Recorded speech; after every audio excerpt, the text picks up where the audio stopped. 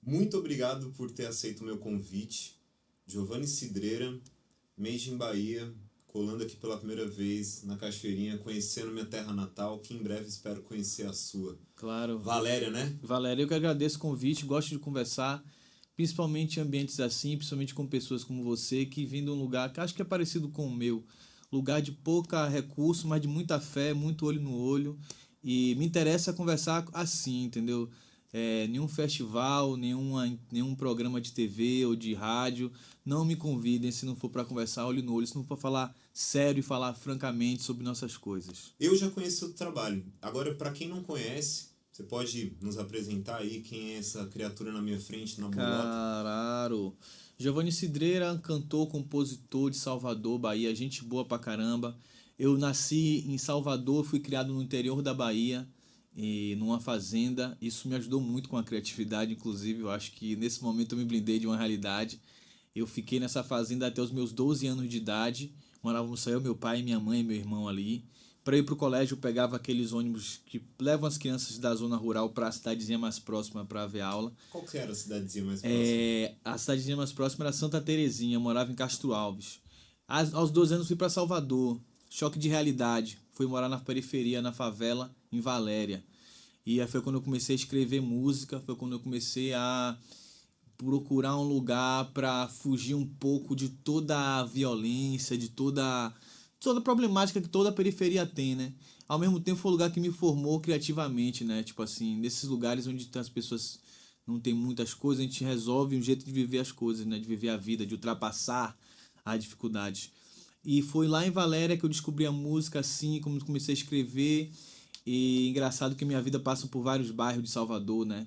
E depois a Cidade Nova é um outro bairro de Salvador, de periferia também, onde eu comecei a formar grupo de banda lá, e de rock, de rap.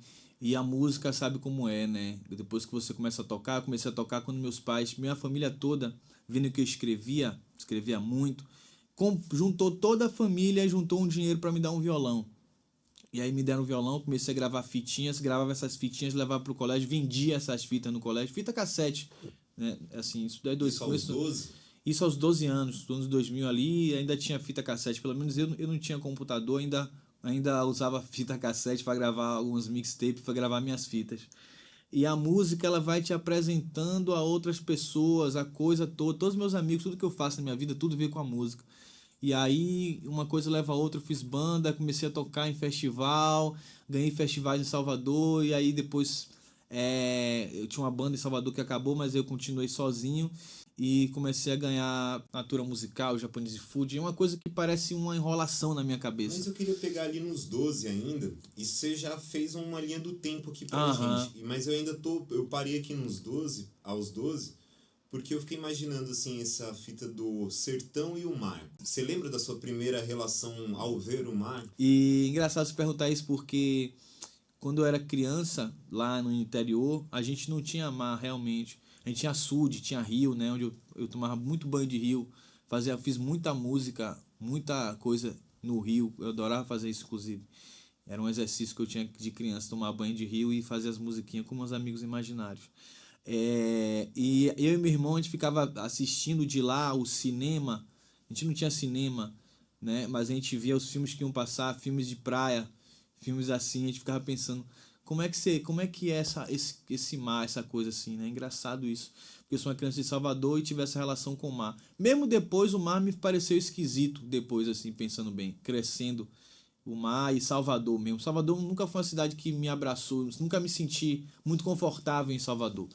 Tanto que eu ficava muito tempo em Santo Amaro da Purificação. Santo Amaro da Purificação é terra de Caetano Veloso, de Maria Bethânia, não é uma cidade, que é uma cidade decadente onde eles moram. Onde a minha avó mora, é no interior, é num lugar onde não tem luz, é num povoadozinho, é na Pitanga.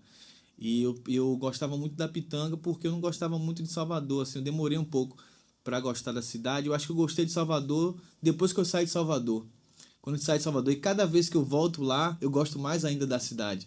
Eu acho que também tem a ver com sei lá, depois que eu comecei a fazer música, eu moramos na periferia, fazia um tipo de música, a música que eu faço é uma música que dizem que é MPB. MPB não existe, MPB é um negócio dos anos 70 na minha cabeça. Mas eu me deslocava para esses lugares do centro, onde as pessoas não pareciam comigo, todos brancos, todos ricos, todos de apartamento, me sentiam desconforto, eles se sentiam desconfortáveis comigo também. E eu dependia muito de uma imprensa, dessa imprensa do Rio Vermelho, que é um bairro de Salvador, boêmio. Isso no Velotroz? Isso quando eu fazia parte da banda Velotroz, meu primeiro grupo. E eu tinha uns 14 anos, né? Antes da Velotroz tinha uma banda chamada Gramodisco, mas uma bandinha assim de rock maluca. E aí, cara, eu ficava sentindo essa coisa estranha com Salvador. Também tem aquele ditado, né? Santo da casa não faz milagre. Parece que as pessoas precisam de uma validade para prestar atenção em você. Mas claro que tinha essa coisa, tinha esse lado racista, essa coisa esquisita comigo. E eu comecei a gostar de Salvador e da cena de Salvador, inclusive, porque eu vim para São Paulo em 2015. E aí, eu não sei, aqui em São Paulo tem muita gente de todo canto, né? Gente de Fortaleza, me abraça, não sei o que lá, de João Pessoa, tá todo mundo aqui fazendo o seu lance. A primeira vez que você veio para São Paulo, então, foi em 2015, certo? Foi 2015. Mas você veio para São Paulo já numa busca artística ou por outras coisas também? Assim, eu em 2015, assim, em 2014, eu gravei meu primeiro EP solo. Eu tinha uma banda, a Velotroz acabou, e eu tinha esse EP e ganhei melhor música com letra no Festival de Música Educadora da Bahia. E daí, só que assim, eu ganhei um dinheiro e, porra, depois de um ano esse dinheiro acabou, né? Assim, e eu queria fazer outras coisas, queria fazer outro disco, eu não tinha como gravar. Eu fui a estúdio de um amigo meu, Tadeu Mascarenhas, e falei, Tadeu, preciso gravar mais música, preciso botar no festival pra ganhar mais dinheiro. Aí ele falou, esquece festival, vamos fazer um projeto, Natura Musical. Aí veio o Japanese Food, a partir do projeto da Natura. Nesse momento, eu ainda estava dividido o que fazer na vida, porque eu já tinha um EP, a Natura assinou comigo, eu vim a São Paulo, porque eu queria conhecer a cidade e ver as possibilidades, né? Mas ainda muito preso à minha realidade, porque meu pai estava sem trabalho na época, meu pai é pedreiro, foi pedreiro a vida toda, hoje não mais. Os nossos, né? A minha mãe sempre fez de tudo ali, fazia tudo mesmo que você imaginar. Minha mãe hoje tem uma pastelaria, mas ela já fez cachorro-quente, sorvete, banca. Qual é o nome dela? Nair. E o do seu pai? Alcides. Salve pros dois. Salve pros dois, meus amores. E aí o que acontece? Ainda estava dividido ali, né? Apesar de ter um disco, ter as coisas, a vida é outra coisa, né? Você precisa realmente pensar na sua família. Meus pais precisam de mim até hoje. E aí eu fiquei muito em dúvida. E eu falei, aí um amigo meu falou, vai para São Paulo ver como é que é, pelo menos. Como é que é a vida lá artística. Eu vi para cá em 2015. Qual amigo? Jarbas Gardinelli. Jarbas é um cara que morava em Valéria comigo, cresceu comigo. Hoje, diferente de vários amigos nossos que não conseguiram, ele conseguiu se formar e conseguiu estar vivo, assim como ele hoje é psicólogo. Beijo, Jarbinhas. Ele vai adorar esse programa. E aí, nesse momento, eu vim para São Paulo em 2015 e eu vim fazer a capa do Japanese Food com meu amigo Alexis Baldomar, que já morava, ele de Salvador, mas já morava aqui, morava na Consolação, fiquei na casa dele. Por acaso aquele disco ali que a gente tá vendo? Esse mesmo, Japanese Food. E eu fiz a capa na casa dele, quer dizer, eu peguei uma câmera descartável que eu tinha, câmera de analógica, e tirei várias fotos em Salvador, várias coisas, dava as câmeras para amigos em festas, em reuniões. E aí levei essas fotos aqui para São Paulo e fiz a capa com o Alex. Nesse momento, eu conheci uma menina que virou minha amiga, chama Isabela, e Isa falou para mim, cara, tem um selo aí que chama Balaclava Records. Você devia apresentar o trabalho para eles. Só que eu não conhecia ninguém. E Isa, ela namorava com um menino que era da banda chamada Terno Rei. E o Terno Rei tava ali, o Terno Rei. Eu falei, já sei, vou chamar um desses meninos para tocar baixo comigo. Quem sabe eu vendo um amigo deles, eles me apresentam a Balaclava. E foi assim, eu chamei a Alissata para tocar o baixo comigo e marcamos um show no Breve, que era a casa de show da Balaclava Records. Eu lembro que antes de entrar no palco eu falei com eles, vocês vão ficar loucos para lançar esse disco. Aí o Faralo para mim, tipo, tá bom. Quem é esse cara que chegou aqui falando que a gente vai querer lançar o disco deles? Acabou o show, eles vieram pra mim, pelo amor de Deus, vamos lançar esse disco. E foi muito engraçado que eu voltei pra casa esse dia, sabe como? Eu não tinha dinheiro pra voltar pra Salvador, porque eu só vim assim. Eu tinha aí a passagem. Mas aí no show meu eu falei, eu lembro disso, eu falar com a galera. Galera, é o seguinte, quem gostou do show, quem puder me leva no aeroporto. E eu lembro desse negócio que eu fui pro aeroporto pensando, caramba, que doidão que eu vim pra cá. E eu esqueci um detalhe importante nesse tempo que eu vim pra cá, nessa época eu tava voltando pra Salvador. Só que quando eu vim pra cá, eu não só fiz a capa, como também mixei o disco Japanese Food. Eu tinha 200 conto ainda sobrando, peguei o dinheiro e fui pro Rio de Janeiro. E bati na porta do Diogo Strauss. Diogo Strauss, um produtor, eu sei dele porque eu gostava muito do Rainha dos Raios, o disco de Alice KM. Aí eu vi Diogo Strauss na capa, falei, pô, vou chamar esse cara. Bati na casa dele lá. Boa tarde, meu amigo Giovanni e tal. Ele, Giovanni do quê? O Giovanni Cidreira, vim de Salvador, quero que você mixe meu disco. Aí ele olhou pra mim e falou assim, você vai dormir aonde? Ele ficou preocupado que eu fosse dormir na casa dele. Eu falei, não vou dormir na sua casa. Quem me acolheu nesse momento foi o Ronaldo Bastos, compositor do Clube da Esquina, incrível. E o Ronaldo é meu amigo já há muito tempo, porque o Ronaldo vivia em Salvador e numa dessas ele conheceu minha música. E... Antes do Japanese Food. Antes do Japanese Food. Ronaldo me conheceu porque na época da Velotroz, estávamos todos no estúdio tocando e tinha um amigo meu que tinha uma loja de disco. Ele trabalhava numa loja de disco e o Ronaldo entrou e ele falou assim, que merda que fizeram com a mixagem do Clube da Esquina, né? Aí o Ronaldo falou, fui eu. Eu que remasterizei o disco. Aí o amigo falou, pô, como é que você faz isso? Ele, bora conversar. Ele falou, vamos no estúdio então ver minha banda tocar. O Ronaldo viu a gente tocar, chorou, virou meu amigo, a gente ficou uma amizade assim, eterna. Então, essa interconexão aí de gerações da música brasileira, ela foi, pelo que você tá me explicando, de uma forma muito espontânea. Muito espontânea. Né? E Ronaldo, ele sempre fala pra mim, eu gosto de você, não é por causa de você, é por causa da sua galera. Ele sempre falou pra mim, adoro vocês, adoro essa coisa das amizades, de você levar a sério o que o outro tá falando na rua, entendeu? Ninguém precisa ter posição. Saber quem é quem na multidão é muito importante. Todos os amigos meus artistas, às vezes se passam, se perdem, ficam dando muita importância a um ou a outro. Mas se você não sabe quem é quem na multidão, se você não sabe quem é a pessoa que vai te dizer alguma coisa realmente real, que tem alguma energia pra trocar, você não vai saber de nada. É melhor você parar em casa e ficar tocando violão preso lá, numa caverna, entendeu? Porque esse é o bagulho que o Ronaldo me ensinou, que Fernando Catatal me ensina também. Saber quem é quem, saber quem é o artista, saber quem tem alguma coisa pra... Tem gente que faz coisa por fazer, tem gente que quer modificar a realidade, como é o meu caso, entendeu? Tipo assim, saber quem é quem pra fazer as coisas mesmo. E quando você modificou a sua realidade nessa primeira vinda a São Paulo, em 2015 você tá falando, né? E nesses 2 anos, de 2015 a 2017, lançar esse primeiro álbum, né? Que vem com outro peso, no meu ponto de vista, né? Um álbum, um trabalho um pouco mais robusto, ele data uma época ali, né? No meu ponto de vista, ele é uma coisa mais completa, ela geralmente amarra um conceito, uma fase da vida, né? Isso. Então, o que eu queria te perguntar são 2 coisas. Uma, quais foram as suas primeiras impressões ao chegar aqui na cidade?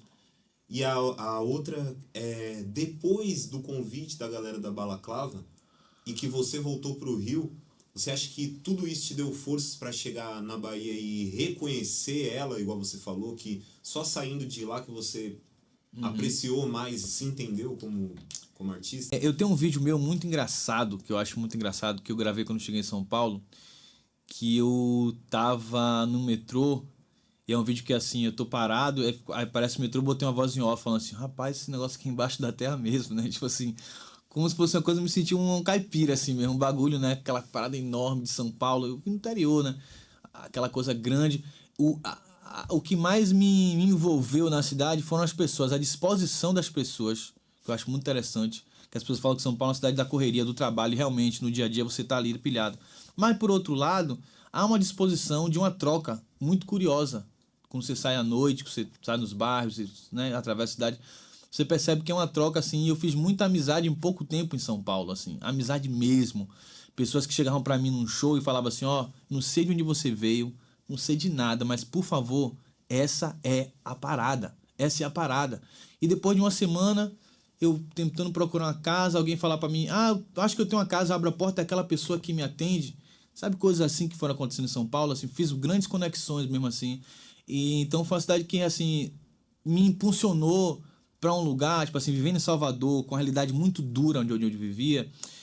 Talvez também por estar num bairro de classe média, as coisas são mais fáceis, não sei. isso me deu uma propulsão realmente assim para acreditar em coisas que não têm valor prático, entendeu? Em coisas que não pagam a conta. Porque eu fiquei 1 ano, 2 anos em São Paulo, vivendo em sofá dos outros, comendo arroz com hambúrguer, quando tinha um arroz com hambúrguer ou alface puramente. Então é um lugar meio escroto, mas é um lugar que me deu, por esse lado foi duro, e por outro lado me deu uma materialidade do sonho, entendeu? Eu estava indo pro Butantã ensaiar com pessoas, com músicos que tocavam com Ava Rocha, com músicos que tocavam com a Anelisa Assunção já, entendeu? E eu comecei a observar que um trabalho que eu gravei, né, que eu tava gravando, tava fazendo, tinha uma absorção também das pessoas, né? Um disco que foi pro APCA e depois prêmio de Sim São Paulo, melhor artista, revelação, não sei o quê. Você começa a acreditar realmente naquilo tudo, naquilo que minha mãe falou.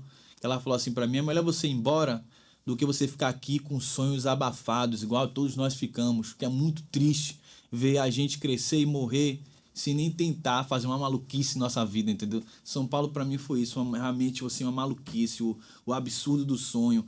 Sem isso não vou conseguir mais viver, não consegui mais mesmo. Nunca consegui, na verdade, foi só uma certeza. Voltar para Salvador depois de ter gravado não foi uma coisa assim que me dissesse certeza, mas depois que eu saí, tudo mudou, entendeu? Eu lembro de amigos meus que cresceram comigo, que fizeram música comigo, olhando no meu olho e falando pra mim: desiste disso, cara, isso é uma merda, esse disco é uma merda, Japanese Food é uma merda, sua mãe precisa de você, seu pai precisa de você. Só que eu tava tão dentro de mim e tão com tanta certeza da força do trabalho, que nada me abalou, entendeu? Depois que eu comecei a mostrar, quando eu cortei o cabelo e mudei a minha roupa, entendeu? Não teve mais como, entendeu? É uma carta de alforria? Com certeza. É uma carta de liberdade, com certeza, assim. E de posicionamento também, né? Assim, é como você falou, o primeiro disco, ele é um disco da vida toda, né? Você se prepara para ele praticamente a vida toda. Aquelas músicas todas eu fiz, não fiz em 1 ano. Foram músicas que eu tinha, umas mais antigas, umas mais tal. Tinha muita energia ali, muitas histórias e principalmente a vontade de finalmente, entendeu? Ser quem eu era mesmo, desde sempre, porque imagina, eu tô na música, mas eu fiz faculdade de história até o último semestre, larguei, trabalhei, fiz coisas. Tentei me enquadrar, digamos assim, entendeu? Numa vida do que seria normal, do que seria bom. E esse disco foi como se dissesse, mesmo depois com ele na mão, assim, já assim, ó, lá em casa, em Valéria, já as pessoas falaram pra mim: velho, vai embora daqui, por favor, vai embora, compra uma passagem. E aí depois eu vim pra São Paulo mesmo, em 2017, lancei o disco, e aí não voltei mais. E ainda assim, só pra completar, você vem com vinil. Nessa época que a gente lançou o Japanese, assim, tava começando a voltar esse negócio, depois fizemos o vinil. Mas eu sempre gostei muito do negócio de analógico e disco mesmo. Depois dessa lance das fitas, o que me formou artisticamente mesmo foi vinil. Foi basicamente, eu não tive aula de violão, não fiz faculdade de música. Minha família não tem ninguém, eu não vou dizer que não tem ninguém artista, porque artista pra mim é quem tem o que dizer e sabe falar alguma coisa. Não precisa tocar, não precisa ter nada, não precisa fazer faculdade de nada. Na minha família tem grandes artistas, só que eles não sabem disso. Mas enfim, nunca ninguém tocou um acorde, entendeu? Mas eu ouvia muito LP. Eu ganhei uma vitrola quebrada do meu amigo Danilo. Eu consertei a vitrola, aprendi a consertar a vitrola e comprava muito disco, muito disco. Passei a adolescência inteira comprando disco em casa, pegando as músicas de ouvido. Tanto que quando eu só fui ouvir música em estrangeira, parece um velhinho falando, em 2018, porque conheci Benk Ferraz do Bulgarins e falou: pô, você só ouve isso mesmo? Você nunca ouviu nem Nirvana?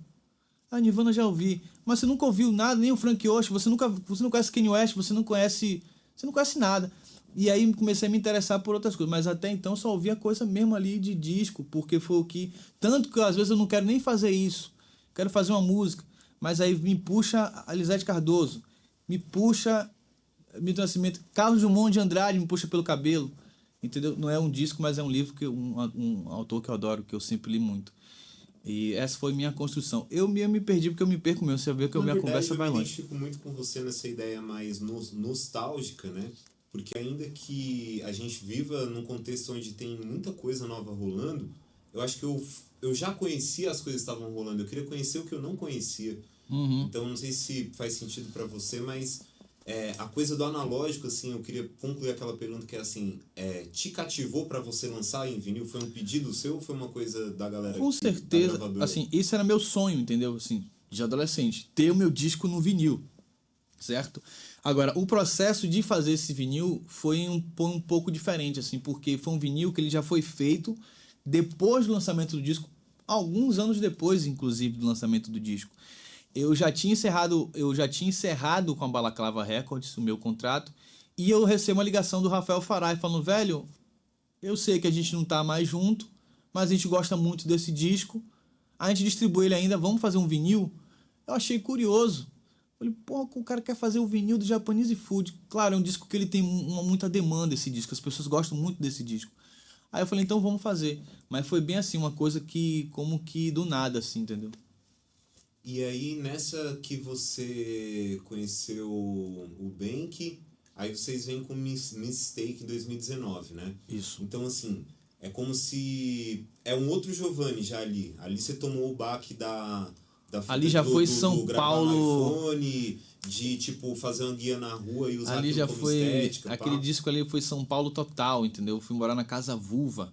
Era uma casa de cultura, de show que tinha aqui em São Paulo, na região ali perto, na altura do Sesc Pompeia, digamos assim. Um pouco subindo um pouco mais.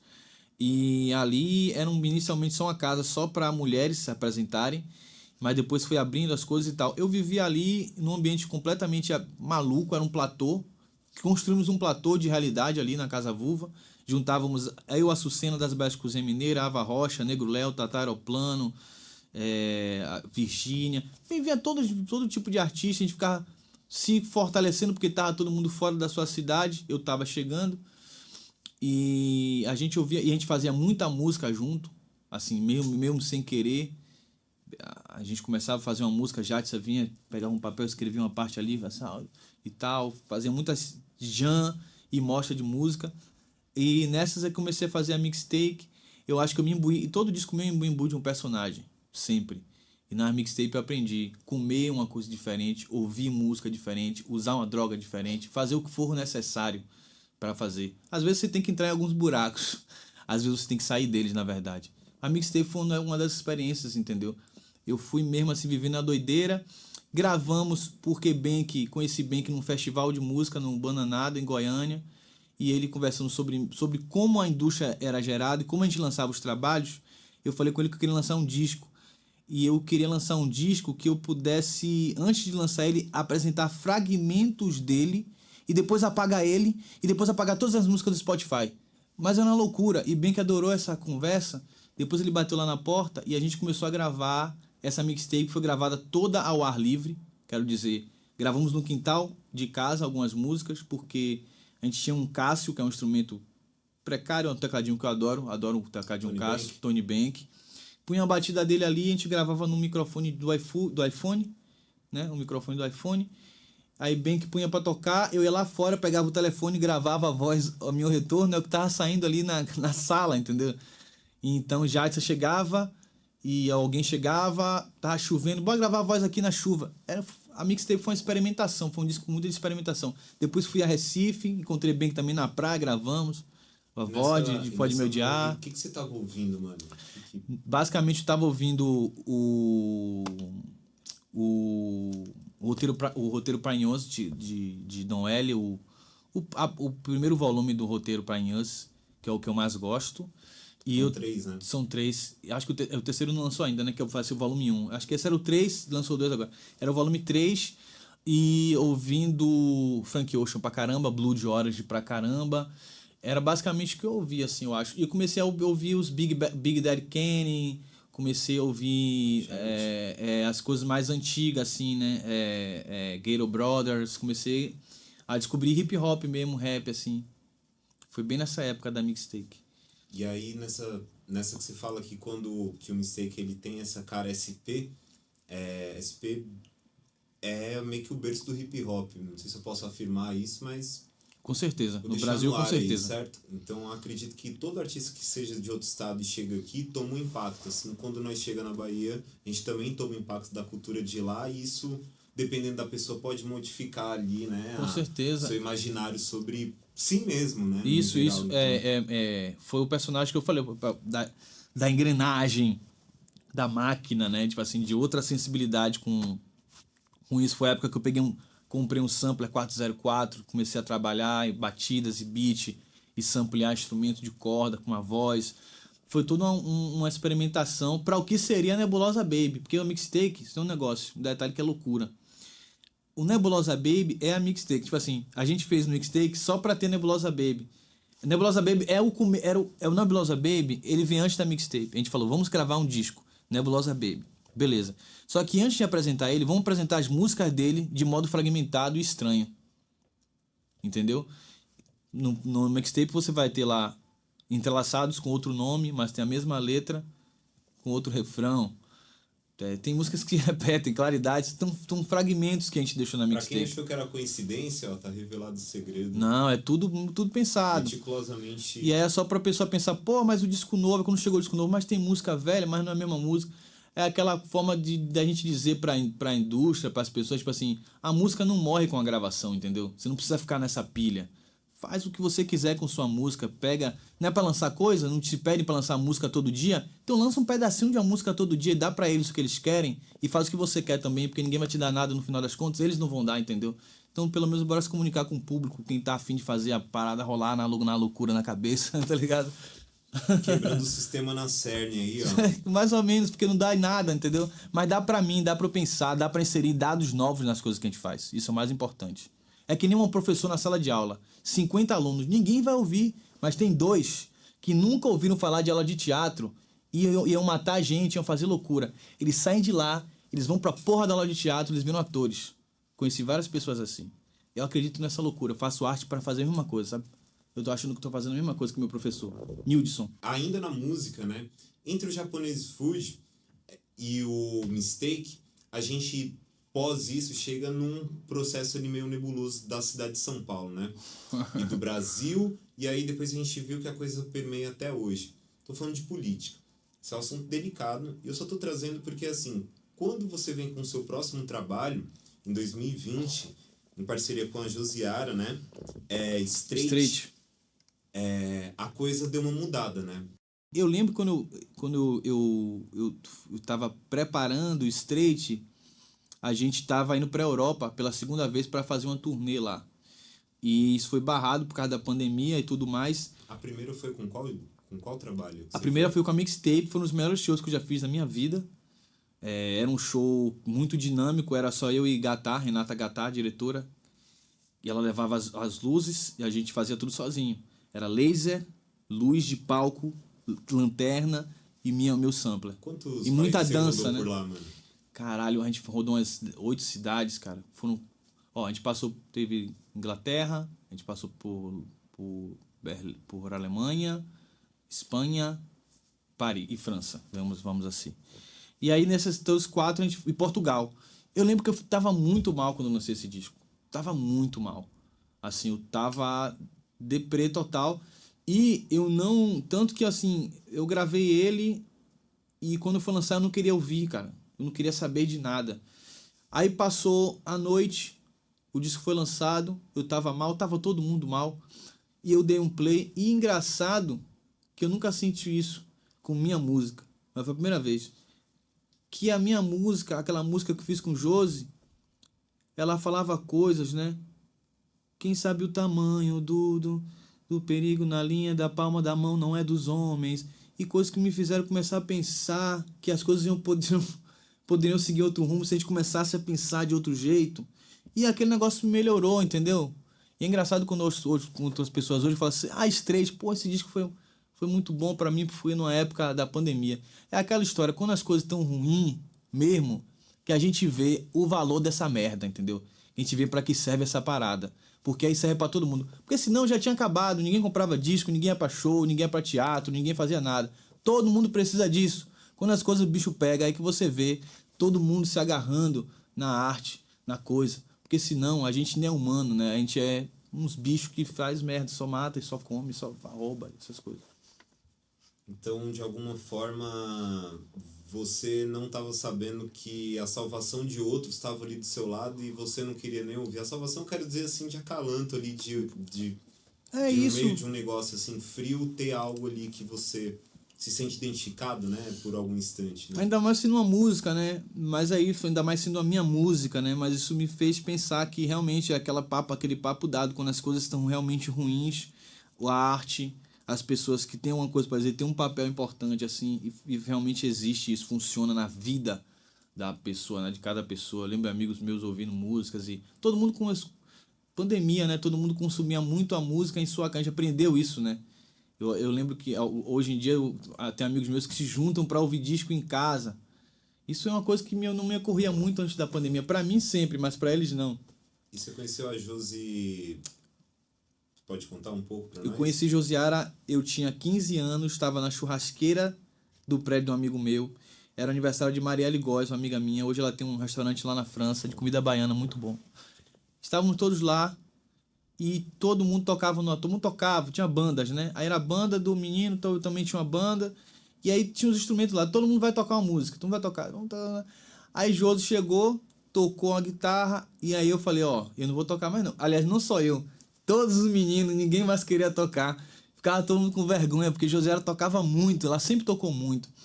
E eu gostei muito dela, a gente falou pouco. Mas aí Josiara, a gente criou uma espécie de coisa esquisita, de irmandade, talvez por ela não ser de Salvador também, ser de Juazeiro, eu não sei, há uma confiança de irmandade ali entre mim e Josi, e a gente desde Salvador a gente começou a ficar muito amigo, a gente sempre se encontrava para ouvir música, para falar de música. Eu e Josiara nunca escrevemos uma música juntos, o que é muito curioso. Straight, Josiara veio para cá, Josiara veio para São Paulo, pro Rio antes de mim. Mas quando cheguei aqui, fiz questão de levar ela nos programas de TV, nas rádios, me acompanhar, para todo mundo conhecer mais e mais Josiara. A gente começou, o nosso trabalho começou a crescer meio junto, assim, 2017 para frente, né? E ela participou do meu disco, o Japanese Food Cantando Pássaro Prato, que é uma música que fiz para ela. E o Straight, quando a gente foi fazer o repertório, ela me mostrou uma série de gravações que tinha eu e ela na casa dela, no interior de não sei aonde. Aí eu falava, pô, Josi, mas essa música é sua. Ela falou, não, essa é sua, essa é minha. A gente nunca fez música junto? Eu falei, não. Ela falou, não, mas eu nem sabia, eu já não dava pra saber qual era a música de quem, entendeu? E tem um negócio que acontece com o Josi toda vez que eu tô com ela. É impressionante, isso é verdade. Eu vou viajar, vou pegar um ônibus com o Josi.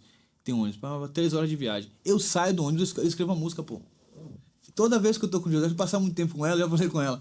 Você fica rodando aí, faz uma rodada pra mim, Josi, que vai cair um bocado de coisa pra eu puxar, porque acho que tem a ver também com gente que a gente viveu certas coisas. A gente viveu barras pesadas aqui em São Paulo, Josi. Então, quando você passa por certas coisas com uma pessoa, se cria um lugar de irmandade e de uma aliança muito profunda também, né?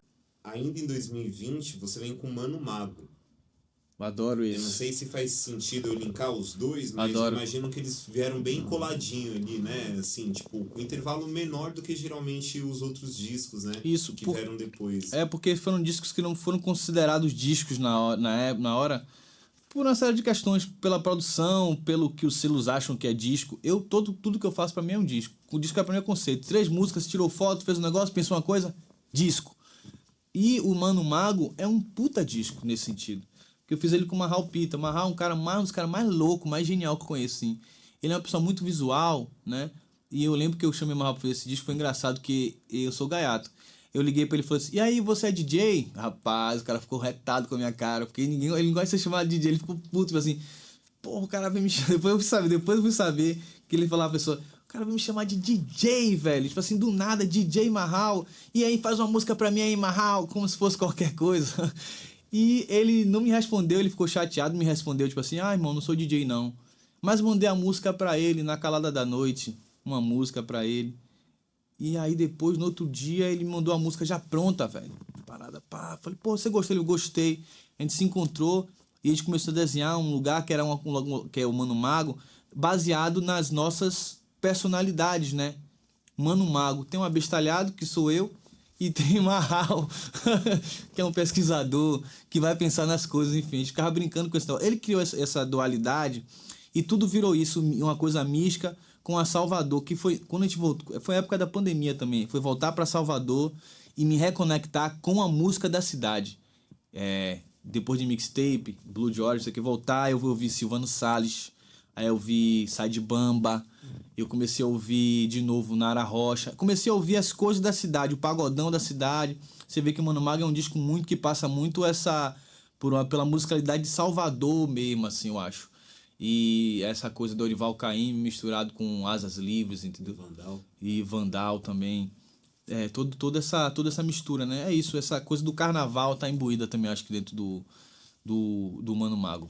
E aí eu vejo que você já tava meio que, não vou dizer calejado, mas você já tava ligeiro de outros trampos para conseguir trabalhar com uma Hall que também tem essa pegada, não sei se faz sentido, mas mais eletrônica, né? Mais de produtor, um cara que mexe com mais texturas, além da coisa do instrumento orgânico, né? Claro. Então eu acho que faz sentido dizer que o Mano Mago e o mixtape tem uma questão ali. Eles se parecem muito em algum ponto. Porque, foi curioso, eu chamei Marral Pita pra fazer o som bombado do carnaval. Ele era do Baiana System, ele tinha acabado de sair do Baiana System. Só que ele queria fazer algo parecido com a mixtape. O que é curioso. E ele falou, chama Bank. A gente chamou Bank, e por isso que a sonoridade parece um pouco. O Bank também trabalhou com a gente no Mano Mago. E então acho que foi, tipo assim, foram lugares opostos de entendimento, mas que no final das contas a gente decidiu que estava tudo bem, quer dizer, ele queria uma coisa, eu queria outra. Mas o principal era fazer uma coisa que deslocasse a gente dos nossos lugares. Ele como beatmaker e eu como artista de MPB, entendeu? Fazer outra coisa. Que é uma coisa que eu faço na minha carreira sempre. Acho que minha maior característica é essa. Quebrar as coisas e jogá-las fora. Fazer outras e jogar no lixo. Queimar e ir e continuar. Parece que é o único jeito que eu tenho pra seguir as coisas, entendeu? Mas o que eu queria ponderar aqui é que parece que todas as pessoas que passaram na sua carreira, na sua trajetória, né? Elas meio que te modificaram e você permitiu que elas, de alguma forma, né, te guiassem com o que elas sabem de melhor, assim, tá ligado? Parece que você absorve muito do que cada um tem a trazer, assim. Eu te vejo como artista muito... ainda que você tenha uma personalidade bem clara, tá ligado? Bem definida, eu quero dizer...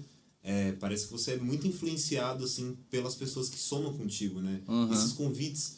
Como eles vieram, assim, por exemplo, no caso do Marral, foi a mesma fita que o Ben, que foi a mesma coisa que o da Balaclava? Você acha que tem alguma coisa aqui em comum? Tem uma coisa de uma...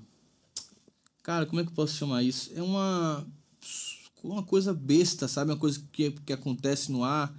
Eu acho que tem muito a ver... Todas elas os encontros têm a ver com visão de mundo. Acho que esse é o principal. Quando eu encontrei Marral...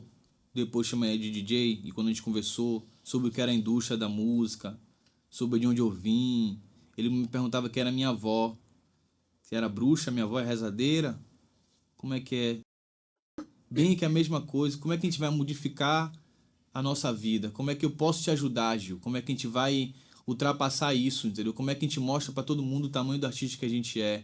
Como é que a gente não monta a nossa própria redoma? Como é que a gente começa a perceber que apesar de ser um pouco diferente, sermos diferentes, eu, Marral, Benk, um cara branco lá de Goiânia, quando a gente senta na mesma roda, a gente conversa igual, porque a gente quer acabar com isso tudo, entendeu? Que separa a gente. Esse é o principal. Acho que todos os meus encontros tiveram isso, assim. Mesmo a Balaclava, eu acho que são pessoas que, de maneira ou de outra, estão dispostas a lidar com essa realidade, com o Giovanni, entendeu? Que é uma complexidade, que é uma maluquice também. Então, acho que todos os meus encontros eles passam por uma vontade de revolução, entendeu? Assim, uma vontade de realmente modificar a engrenagem, fazer as coisas de outro jeito, assim, né? E não é só necessidade egocêntrica, não. É de realmente pensar, de se identificar. É uma coisa esquisita. Eu encontro algumas pessoas e sinto isso, sabe? Quando eu conheci Catatal, Fernando Catatal, do Cidadão Instigado, foi a mesma coisa. A gente se olhou, a gente conversou, a primeira vez eu já sabia. A gente estava fazendo, a gente vai fazer arte a vida inteira. A gente não vai vender isso a vida toda. Eu tenho certeza que eu vou parar, sabe? Que isso é uma fase da minha vida. Porque eu não quero ficar batendo prego em barra de sabão a vida toda. Eu quero chegar com 60 anos tranquilamente. Eu quero comer peixe frito. Talvez eu queira ter um filho até. E assim talvez não dê. Mas a gente vai fazer a vida inteira isso. Não vender, não ficar pensando que o não sei quem é filho de não sei quem consegue isso, que o Grêmio Latino não é mais Grêmio Latino, porque não é. E pensar mais na coisa da vida. Mas a arte, fazer a música, fazer todo dia, para mostrar para minha mãe, para mostrar para meu filho, para modificar, para mostrar para os meninos do colégio onde eu vou dar aula. Isso que eu quero fazer, entendeu? Esse é o bagulho. Essas pessoas também estão na mesma que eu, com certeza. Meus parceiros todos. E esse negócio de eu deixar o outro falar por mim é uma coisa que eu fui aprendendo, estou aprendendo cada vez mais. Não é tão fácil assim. Eu acho que eu a partir de Bank, principalmente, eu comecei a deixar que o outro apareça e me direcione, me dê o caminho também, sabe assim? É uma coisa que eu vou aprendendo cada vez mais. E tenho aprendido no último trabalho mais e mais ainda, e no outro vai ser mais ainda, vai ser muito mais junto, as coisas vão ter que caminhar cada vez mais juntas, a parte visual, com a parte da dança, com a música, com a iluminação, tudo isso são coisas que quando eu comecei a aprender, quando eu comecei a fazer, não eram tão importantes, porque a gente cresce num país do estrelato, o cantor ele canta, a gente perde um pouco de estudo, de noção do geográfico, do palco, da luz, dessas coisas. Essas coisas eu fui aprendendo com esses parceiros, com o Benk, com o Gatá, com o Edivaldo, que é um cineasta, com pessoas que vão me trazendo material para artístico mesmo. E aí a gente identifica quem são, quem pode dizer quem é a gente. Uma coisa que eu fui aprendendo com o tempo também. Sempre trabalhando comigo, vários parceiros que estavam sempre ali. Felipe Castro, meu primo, trabalhou comigo desde Japanese Food. Talvez eu nunca dei tão entendimento para as pessoas o quanto ele era importante no trabalho. Mas eu nem sabia o valor do meu trabalho. Quando eu vou aprendendo o valor do meu trabalho, e aí eu começo a perceber que cada pessoa é muito importante. Hoje eu posso dar o lugar a elas, entendeu? Porque agora eu tenho certeza. Somos os melhores mesmo. A gente só tem que. A gente não é nada, a gente não é filho de ninguém. Ninguém disse pra gente isso, entendeu? Ninguém deu nenhuma roda de violão pra gente. Então a gente vai aprendendo isso com o trabalho mesmo, com o dia a dia, com o dia a dia. Tanto que esse último disco que eu lancei, eu acho que é a melhor coisa que eu já fiz, porque tá tudo muito juntinho. Eu falo o nome deles e vou repetir, Marral, Gatá, Felipe, toda hora, porque hoje eu sei que é importante isso. Antes eu não sabia, entendeu? Me fizeram esquecer disso. Antes disso, eu queria falar de Nebulosa, porque ali você também fez bastante parcerias, né? Trouxe novas pessoas e é o seu segundo álbum. No meu ponto de vista, pelo que mostra os streams. Sim, porque é um disco cheio, ele né? É um pouco maior 12 do músicas. Não que os outros, igual você falou, não sejam também. Igual você falou fez 3 músicas, pensou numa coisa, é disco. Mas o Nebulosa, no meu ponto de vista, ele vem ainda com aquela malícia do mixtape e tal, mas ele vem mais pesado, né? E vem também, claro, com o Gil cineasta, tipo isso, ou mais ligado no lance do cinema BR.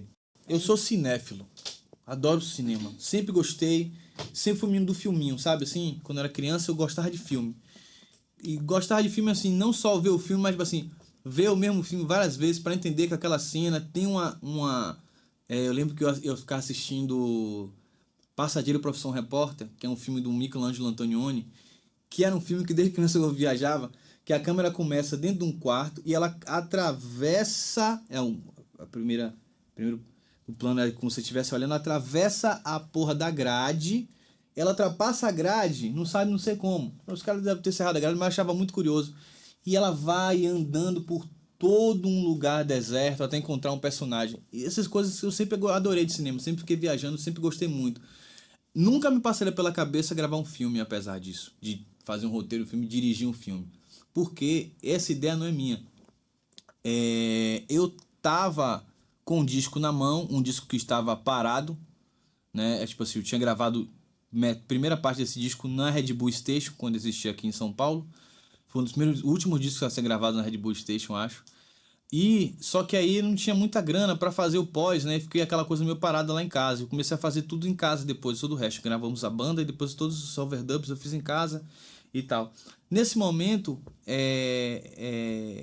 Gatá, que pensou num projeto onde a gente utilizasse aquelas músicas como se desse um roteiro para elas e utilizou a minha história de vida para fazer isso, dividindo elas em músicas, em etapas, como Sangue Negro parece Santo Amaro da Purificação, você cresceu lá.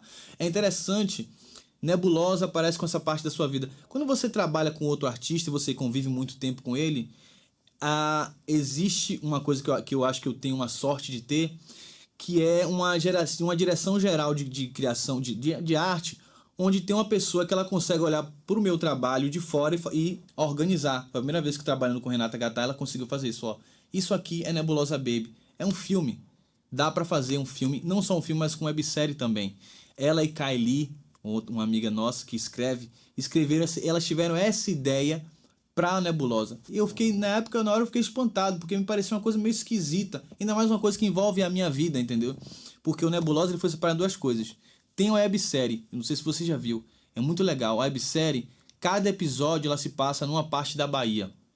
Santo Amaro da Purificação, a minha avó, a reza, a bruxaria, o samba, Valéria, joias. Cada um é separado por faixa, entendeu? Joias é a periferia, é o perigo, são as joias, as melhores coisas que existem na periferia. Então, e é como se você desvendasse essa tecnologia ancestral, que é um jeito de você ultrapassar a vida. Minha avó tem isso, eu tenho isso, você tem isso. Na cara, as pessoas nesse websérie, as pessoas é que dizem as coisas, eu não digo nada. Tem amigos meus do colégio que apareceram pra falar, sabe? Gente que eu nunca mais via, de Valéria, do interior, da puta que pariu. E no filme é como se a gente tratasse desse mesmo assunto, só que com a ficção. Foi um jeito de a gente criar nosso Frodo no Senhor dos Anéis, entendeu? É o bagulho mesmo assim de realismo mágico, quer dizer, é um personagem que ele atravessa todas as situações em busca dessa tecnologia. Ele vai buscar onde? No interior, na periferia, a mesma coisa, só que é uma coisa materializada, né? No final ele consegue até jogar uma bola de energia pro ar e o mundo que era preto e branco vira uma coisa colorida e termina assim. Foi a primeira vez que eu fiz um roteiro, na verdade eu já tinha feito outro roteiro, mas porque eu queria fazer uma coisa minha maluca na época da Universidade de História, como sempre eu gostei muito de cinema. Fiz um roteirozinho que eu nem lembro mais como é. Uma coisa experimental. E eu gostei muito de fazer esse roteiro de Nebulosa e gostei muito que a gente conseguiu executar dessa maneira, entendeu? Porque é uma coisa muito curiosa o cinema. Você faz a coisa, é como a música, né? Aí você, uma hora que você para assim no set, você para assim. Eu fiz umas cenas tão loucas. Eu ficava no set, tipo assim, caramba, as pessoas estão aqui por causa disso mesmo. Quer dizer, elas estão se movimentando, elas estão pegando. Olha o peso que esse cara tá pegando. Por causa de uma loucura, de uma maluquice que eu criei na minha quarto, entendeu? Tipo assim. Mas foi uma coisa muito profunda, porque é um filme muito sério. São cenas que eu criei pensando em meu pai. Por isso que é uma cena dos bailarinos e ao mesmo tempo do pedreiro. Elas se juntam. Porque eu comecei a ver a beleza nisso tudo, entendeu? São pessoas com o mesmo corpo, que vieram do mesmo lugar. Elas só precisavam saber ter uma aula para fazer igual, na verdade. E eles assistiram? Você perguntou assim, o que eles acharam ao se ver dentro desse contexto de Nebulosa? Assistiram, todos adoraram muito, né? Tipo assim, meu pai adora. Eles não têm assim a expectativa que eu tinha, eles me quebram, entendeu? Assim, geralmente eles tiveram eles adoraram, é claro, mas eles acharam ao mesmo tempo experimental demais, esquisito em alguns momentos. Acho que a parte que mais pegam as pessoas é os mais jovens, meus amigos mais jovens. Eu sei que eles gostam porque todos choram quando assistem, entendeu? Mesmo os mais velhos, as pessoas com que eu levei a assistir o filme. Não só de se ver, mas acho que é um filme que ele é um filme de muito de sensação, né? Então, você vê muita nostalgia, você vê muita gente que já não tá mais com você, muita coisa que você queria naquele filme, eu acho. Então, quando você vê, as pessoas, muitas choram. Eu estive na Colômbia recentemente, passei esse filme e as pessoas choravam lá. Acho que é por causa disso. Acho que as cenas que eu propus são coisas que eu vivi. Eu acho que a gente vive as coisas meio parecidas, assim, sabe? Quando a gente vem do mesmo lugar, assim, de uma forma ou de outra, não tem jeito. Aí você ganha onde? Na bolota, né? Porque não dá pra... A emoção que um filme, que uma música traz pras pessoas, a arte como um todo, né? Ela é um negócio que não tem como fingir. Cara, tem esse é um negócio que as evidência. pessoas acham que não dá pra basilar, não dá pra avaliar, mas dá sim. As pessoas falam que não tem arte ruim, tem sim. Eu tenho meu gosto, entendeu? E meu gosto passa por verdade. Se não é de verdade, eu não gosto mesmo. E eu acho que é ruim. Acho que é isso aí. E, mano, ainda sobre o Nebulosa, mas a parte musical, essas pessoas que você traz pra dividir algumas músicas com você, como que elas te impactaram musicalmente nessa época, assim? Alice, né? Tá, tudo bem? Esse disco, eu lembro de uma pessoa perguntando, um jornalista, ainda bem que eu não lembro o nome dele agora. Que ele deve ser meu amigo, mas ele perguntou uma coisa bem que eu achei estranha na época, que foi tipo assim: Giovanni Cidreira Nebulosa Baby, qual é o seu contato? Porque tem tanta gente no seu disco. Mas ele perguntou de um jeito assim, como se fosse uma pessoa mais um, entendeu? Eu faço questão de dizer que eu não sou são meus amigos, mas não sou, de longe, parecido com as pessoas que estão em Nebulosa Baby. Não convivo no mesmo ciclo social, entendeu? São Paulo, nessa época Nebulosa, quando eu cheguei, hoje em dia eu tô bem melhor de vida, mas não era, entendeu? Não sou, não me confundam. Toda a parceria Nebulosa se deu por causa da Casa Vulva, essa casa de show onde eu vivia. E nessa parada de session, de estar todo mundo junto, eu comecei, já tinha pensado em gravar um disco, fui gravar meu disco. Tô lá gravando o disco. Só que quando eu ia gravar o disco, no meu quintal da minha casa tava Ava Rocha, Nego Léo, tava Jadsa, tava as meninas do Brintil fazendo um coro pra mim, que tava sendo uma música nova. Saudade de casa, voltando pra casa, galera, lá, lá, lá, lá, lá, lá. Eu gostei disso aí, vamos no estúdio gravar? Vamos no estúdio gravar. E assim foi, basicamente eu saí de casa fazendo a mesma coisa que eu tava fazendo, entendeu? A gente se encontrava. Nebulosa tem essa coisa, enquanto Luiz Aliante se encontrava, a gente cantava música. Josiara tava em minha casa todo dia. A gente tocava aquelas músicas. Nebulosa, por exemplo, é uma faixa que eu tava fazendo a música, eu lembro hoje, mostrando pra todo mundo. E aí Jadson chegou assim no meu canto, saiu assim, pegou um papel com uma coisa meio como Chico Xavier. Botou a cabeça assim no negócio, escreveu, voltou aí, olhou, piscou, virou-me do avesso, eu nem te conheço, eu não me esqueço. Então aí, então bora gravar amanhã, Jade, vamos gravar.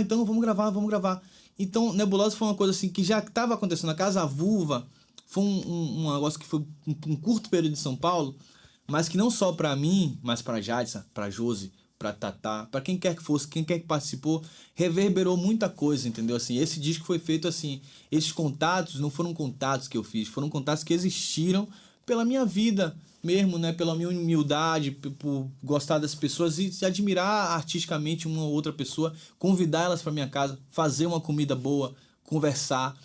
E aí a gente foi, quando o disco tava rolando, eu sem perceber, eu já tava com essas pessoas na minha cabeça. E a primeira ideia desse disco, eu não ia cantar no Nebulosa Baby. Eu chamei essas pessoas todas que estavam na minha casa porque eles estavam cantando. Eu não queria cantar no disco. Até a segunda metade da gravação não tinha voz. Porque eu queria que fosse um disco que as pessoas cantassem. Eu queria que fossem minhas músicas. Mas de novo, na coisa da mixtape, eu assim... Não vamos fazer o que... Só porque tem que ter o nome de Giovanni Cidreira. Não vai ter. Vai ter Giovanni Cidreira, mas é um disco de produtor. Mas é bem que me convenceu que isso não ia dar certo. Que era melhor cantar as músicas mesmo, entendeu? E aí eu aceitei cantar a música. Gil, teve alguma crítica que já te abalou profundamente ou que te fez rever alguma parada, assim? Não, nunca houve nenhuma crítica, assim, que... Eu acho que, assim, eu sou uma pessoa muito insegura na vida, sabe? Tipo assim, nada é bom pra mim. Eu não gosto de pegar metrô, mas eu pego. Eu não gosto de falar com as pessoas na rua, mas eu falo. Eu não gosto de fazer... Como é que eu não gosto? Eu tenho muita dificuldade mesmo. Eu tenho problemas pra resolver as coisas. Algumas coisas são engraçadas. Mas na música ou no palco, eu não tenho dúvida de nada. É impressionante. E mesmo as críticas que já me fizeram, nunca me fizeram uma crítica que me fizessem pensar. Já me chamaram para ocupar posições que eu não quis ocupar.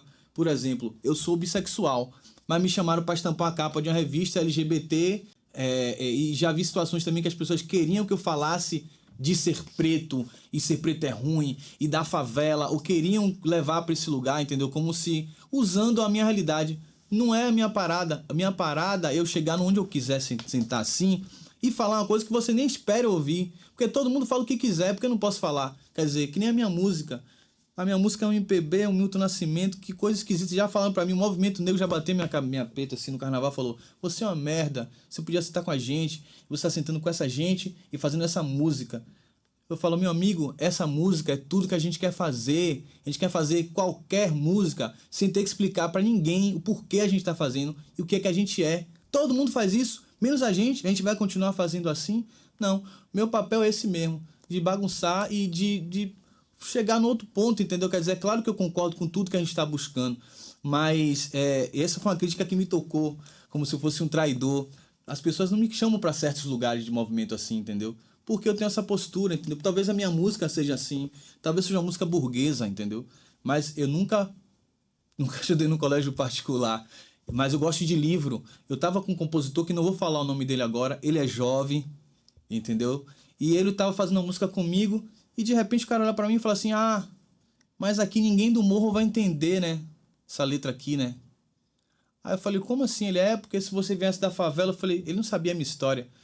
Aí eu falei, meu amigo, eu tenho vários amigos que entendem isso, meus primos moram lá, eu vim de lá, entendo. Eu li livro, porque eu quis ler livro. Eu sei que não é todo mundo, mas é assim. Então, tipo assim, como é que ainda as pessoas que estão comigo, que deveriam estar comandando junto, me colocam nesse lugar como se eu estivesse fazendo uma coisa contraproducente? Isso me toca muito, isso me faz pensar, Socorro. E eu queria ponderar aqui um lance, que é aos 16 anos eu vi que você conheceu um cidadão chamado Ederaldo, né? Ederaldinho. E ele meio que amarra essa fase atual do Gil, né? Com um disco lançado agora em novembro de 2024, para quem tá nos assistindo agora, né? O Gil vem com Carnaval Eu Chego Lá, que eu gostaria que você contasse um pouco mais pra gente como foi aos 16 conhecer, como é que é? O Rei. O Rei. Então, eu tava na casa de um amigo meu, esse amigo meu, Paulo Diniz. Ele compôs várias músicas comigo, metade do Japanese Food eu escrevi com ele, metade eu escrevi sozinho. E o Paulinho, ele me chamou pra casa dele, naturalmente, a gente escrevia a música junto, a gente tava ali junto, fazendo músicas. Isso bem antes do Japanese Food, né? Uns 2 anos antes, tava em produção provavelmente do Japanese Food. E ele me mostrou um CD, ou era fita, não lembro, de uma coletânea do pai dele. O pai dele chamava Paulo Diniz também, e era um compositor da Bahia. Não o Paulo Diniz da música Como Vou Deixar Você, não esse. O Paulo Diniz, compositor da Bahia. E ele mostrou as músicas do pai dele, tinha músicas com Clara Nunes, Jair Rodrigues, Gal Costa, não sei o quê. E aí chegou nessa gravação do Rei de Ederaldo Gentil. Aí eu falei, opa, que é isso aqui? Que coisa diferente. Aí foi, esse aqui é Ederaldo Gentil. Ah, você não conhece. Aí ele mostrou várias músicas do Ederaldo Gentil. E nesse momento, ele já gostava de Ederaldo, e tinha um amigo meu também, Caio, que também gostava. E a gente começou a visitar os sambas, que lá em Salvador rola muito samba. Samba de Itapuã, o Samba da Toalha da Saudade, que é o bar do Batatinha, da família do Batatinha, sambista famosíssimo. E a gente começou a ouvir esses sambas e as pessoas reconheciam Paulo porque ele parecia muito com o pai dele no samba. E a gente descobriu o samba de Salvador, Riachão, Batatinha, Ederaldo Gentil. E aí o que acontece? Eu fui ali com aquela coisa de Ederaldo, comecei a ouvir. O samba de Ederaldo, um samba preto, um samba de batuque, um samba que parece o samba do Recôncavo. É um samba bem diferente, um samba raiz. É um samba que a raiz que eu tô falando é tipo assim, sons de tambor, som de couro. Não tem muito tem muito candomblé, né, no samba de Ederaldo Gentil. E muita profundidade, muita melancolia, tristeza na vida, né? E aquela coisa de matematicamente ele consegue falar do mundo, de destrinchar as palavras, como um relojoeiro. Ele era relojoeiro, Ederaldo Gentil. Parece que ele está sempre fazendo uma engrenagemzinha bem minuciosa, né?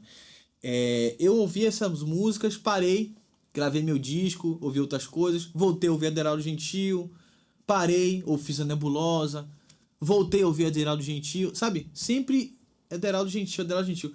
Na última vinda, Ederaldo, que ele foi lá em casa de novo, bateu na minha porta, foi quando o Luizão Pereira, que era o sobrinho dele, lançou uma coletânea incrível de músicas inéditas de Ederaldo Gentil. A partir disso eu comecei a ouvir de novo. E aí, Renata Gatá de novo entra na jogada. Eu não ia gravar disco de Ederaldo. Tava ali preocupado como ia fazer o meu próximo disco sem fazer uma música, sem escrever uma música. Eu não tinha escrito nada, tava ruim de escrever. Nem queria escrever. E eu ouvindo muito Ederaldo Gentil, ouvindo muito Ederaldo, me identificava muito com Ederaldo. Ederaldo nasceu no dia 7, eu nasci no dia 9, a gente tem o mesmo signo.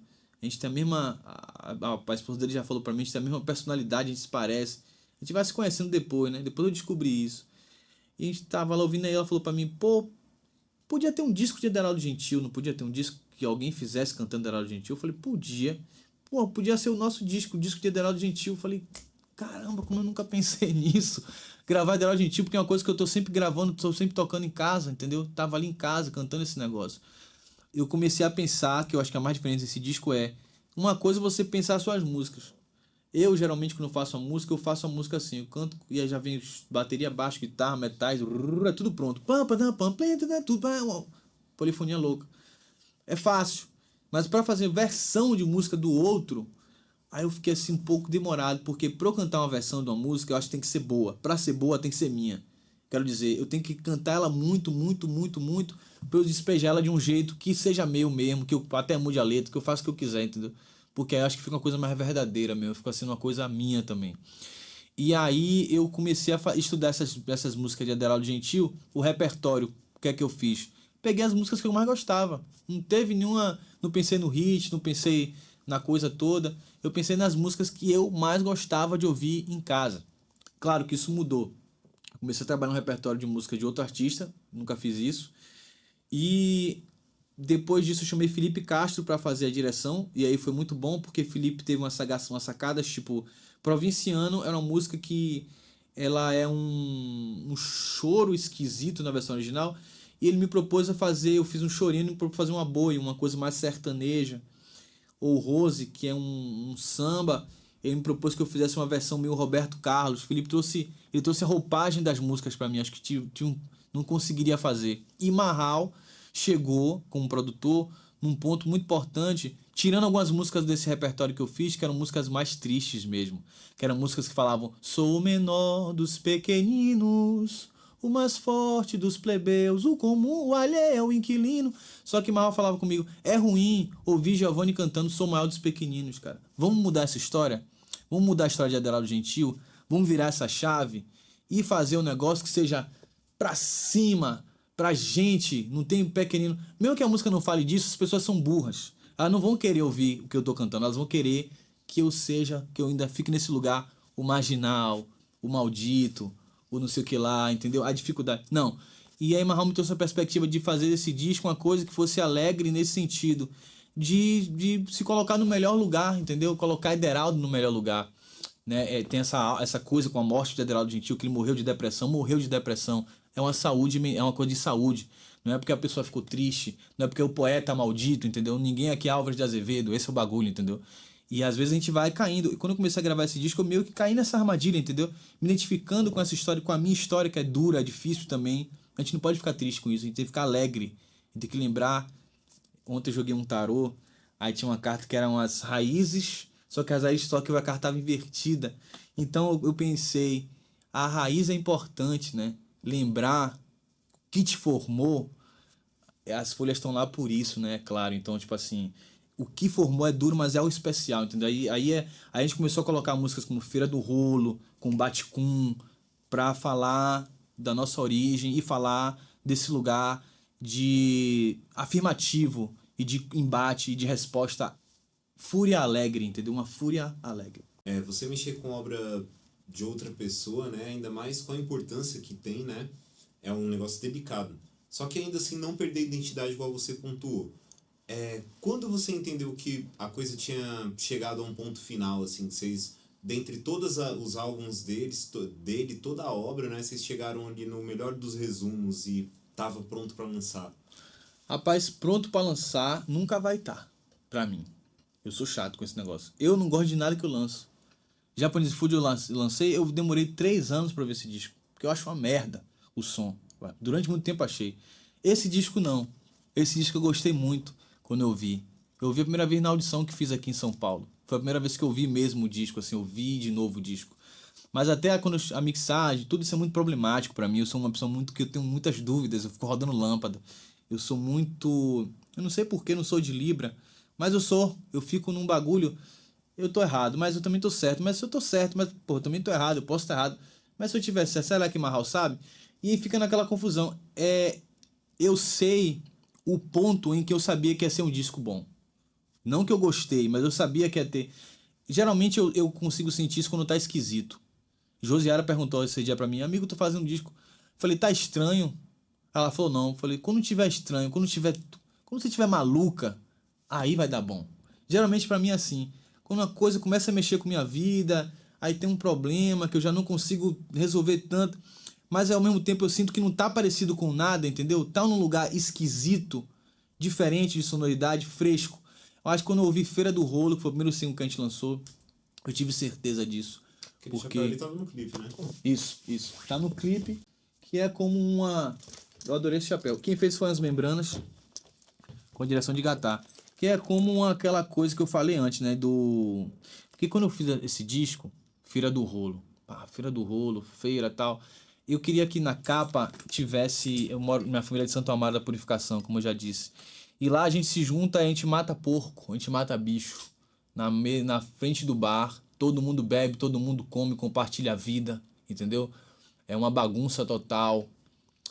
Vem gente de todos os lugares, tem samba. Eu queria que tivesse na capa o sangue, o povo, a criança. E a partir desses elementos construímos uma roupa, um figurino que desse conta de um jeito minimalista de contar esse negócio, com movimento, com sorriso. Por isso é um chapéu de cangaceiro, mas que parece outras coisas misturadas também, com vários elementos. Porque mostra esse Brasil itinerante. É onde tem a força, né? A força mora no povo, assim. E como eu falei, esse povo que tem um bocado de coisa para dizer, um povo que tem uma sabedoria e uma força mesmo para atravessar essa merda toda. E alegria, né? De alguma maneira, como é que se constrói as coisas com sonho, né? Eu acho que é isso, assim. Esse disco, eu fiquei muito feliz com esse resultado visual também, porque foi uma das primeiras vezes que eu consegui trabalhar essa parte junto com a música. Foi a primeira vez que uma parte visual de alguma coisa influenciou a nossa música. Quando a gente fez Feira do Rolo e eu vi o clipe, eu levei pros meninos e o Marlon falou, caramba, então a gente vai ter que colocar mais elemento disso na música tal, e na música X, e na música tal, porque agora a gente entendeu que a gente tá construindo a história, entendeu? A experiência traz isso pra gente quando a gente vai trabalhando junto e trabalhando em equipe, geralmente com as mesmas pessoas, assim. Eu acho que esse disco me dá uma direção também enquanto compositor. Eu acho que eu vou conseguir fazer as coisas mais diretas, é o que estou fazendo agora pro próximo, e identificar os meus e não tirar eles mais de perto de mim, entendeu? Quero trabalhar com as mesmas pessoas para sempre. Queria que você mandasse uma real aí pra galera, ou pro Gil do Futuro, pra assistir daqui uma cota. Esse foi Bocas e Boas com Giovanni Cidreira. Muito obrigado. Vamos que vamos. Muito obrigado, todo mundo.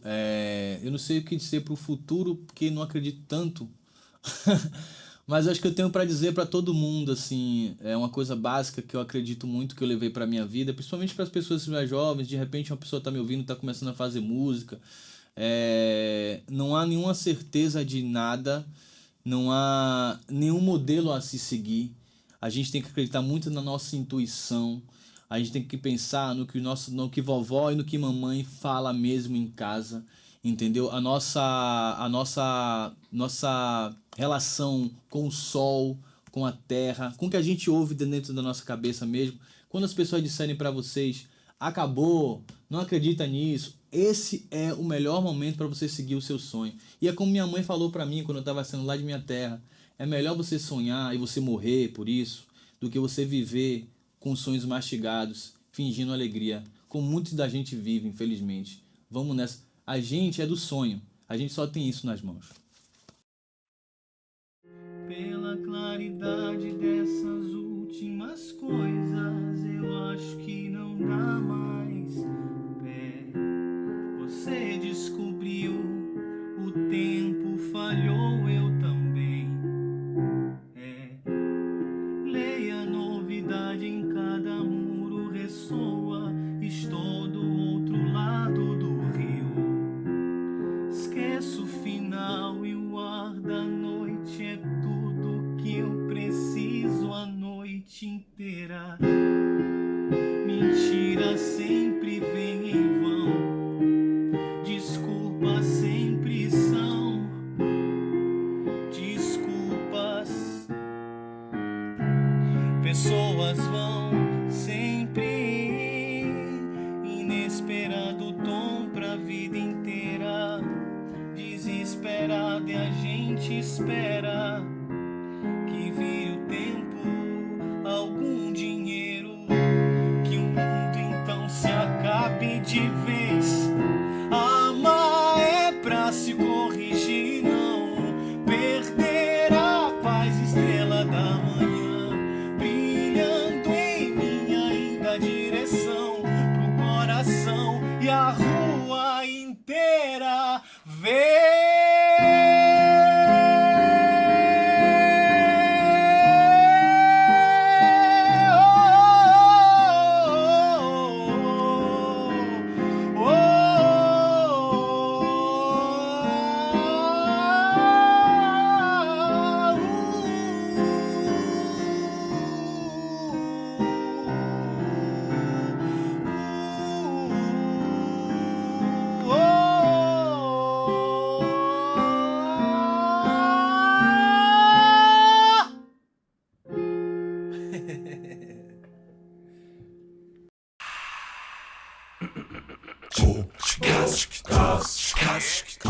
Podcast.